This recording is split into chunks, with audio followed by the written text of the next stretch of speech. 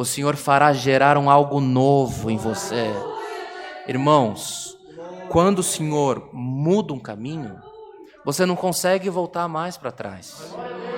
Quando o Senhor prepara um bom encontro, você já não se lembra mais do lamento. Quando o Senhor prepara um bom emprego, uma boa empresa, que os negócios fluem, que há a benção do Senhor sobre a cabeça e sobre os negócios, você tem que se esforçar para lembrar do tempo da prova, porque nós nos esquecemos. Agora, quando você está em prova, você se lembra do tempo que era bom. E você está nesse período, você está remoendo o tempo que as coisas iam bem na sua vida. Você vai se esquecer da prova, porque vem tempo novo na tua vida. Dá para crer, irmãos? Dá para crer, irmã? Glória ao nome santo do Senhor. É tempo de florescer.